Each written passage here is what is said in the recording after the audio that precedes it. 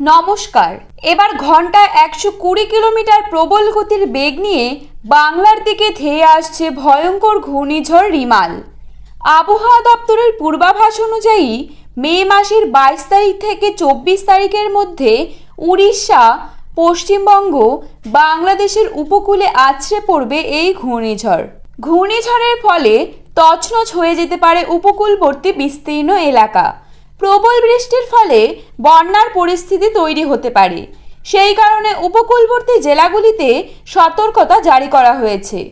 কবে ও কোথায় আছড়ে পড়বে এই ঘূর্ণিঝড় এবং এই ঘূর্ণিঝড় তৈরি হওয়ার আগে উড়িষ্যা, পশ্চিমবঙ্গ, বাংলাদেশের কোন কোন জেলায় ভারী থেকে অতি ভারী বৃষ্টির সম্ভাবনা রয়েছে এবং কত কিলোমিটার গতিবেগে ঘূর্ণিঝড়টি তাণ্ডব চালাতে পারে, সবই বিস্তারিত জানিয়ে দেব আজকের এই ভিডিওতে।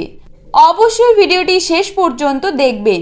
আবহাওয়া দপ্তরের পূর্বাভাস অনুযায়ী আগামী 20 তারিখ নাগাদ দক্ষিণ পূর্ব বঙ্গোপসাগর ও সংলগ্ন আন্দামান সাগরের কাছে একটি ঘূর্ণাবর্ত তৈরি হতে পারে, যেটি পরবর্তীকালে শক্তি বাড়িয়ে উত্তর পশ্চিম দিকে অগ্রসর হয়ে 22 তারিখ নাগাদ গভীর নিম্নচাপে পরিণত হওয়ার সম্ভাবনা রয়েছে।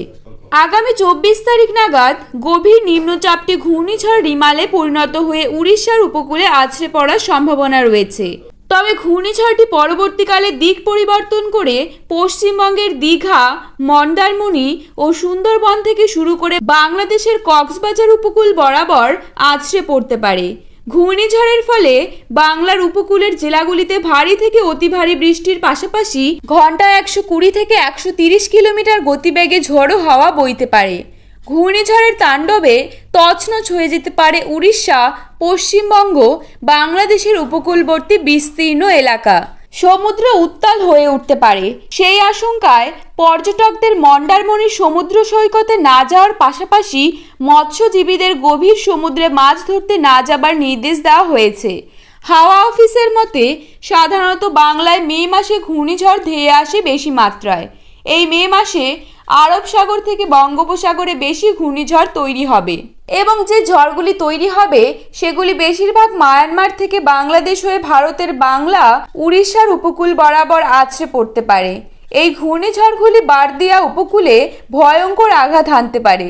তাই পুরো মে মাসে সতর্ক থাকার জন্য নির্দেশ দিয়েছে আলিপুর আবহাওয়া দপ্তর।